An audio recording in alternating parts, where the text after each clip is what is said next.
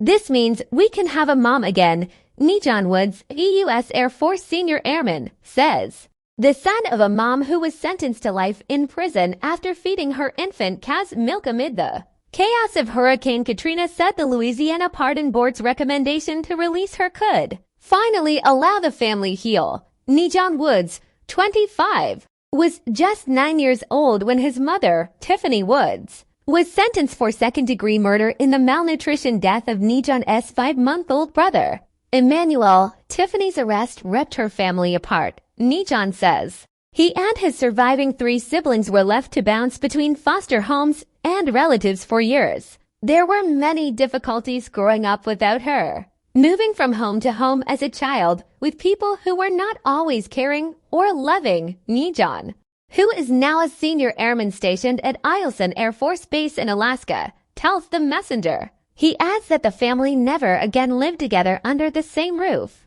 and often couldn't even speak with each other, all because of the opinion of some people we were forced to live with. All this took a toll, and in some ways, it's affecting me today. Nijon says. The final decision to commute Tiffany Woods' sentence now rests with Gov.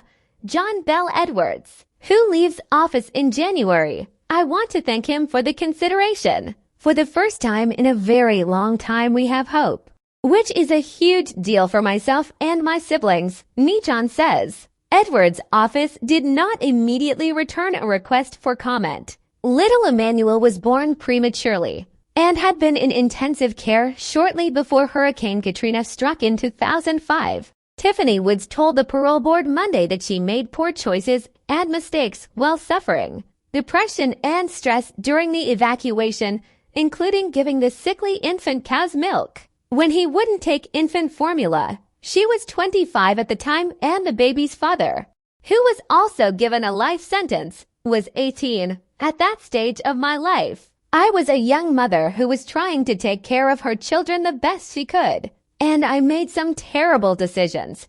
But the woman who sits before you today, I'm not that same person, she said. Nijon called in to speak on his mother's behalf, telling the board she had done her best to look after them even while incarcerated. His mother sent him handmade birthday presents and made sure they had frequent phone check-ins to help him through the stresses of college. She's a mother, and she wants to be a mother, and she's learned from her mistakes, he told the board, which eventually voted that she should be released.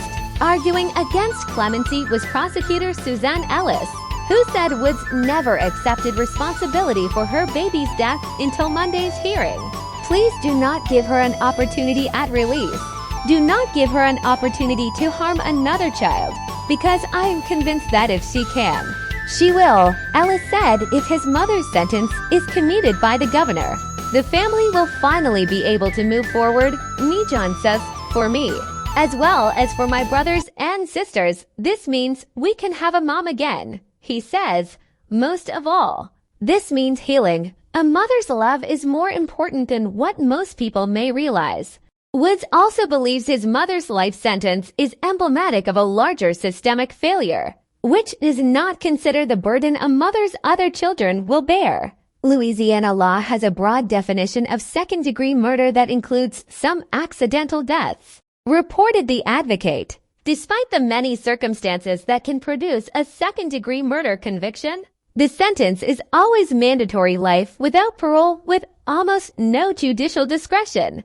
I believe that the criminal justice system and the child protective system is flawed across the board for many people in this country, Nijon says. I also believe that the system will not change until those in power have upright character, wisdom, integrity, love, compassion, and are grounded in fairness and a commitment to treating all people equally.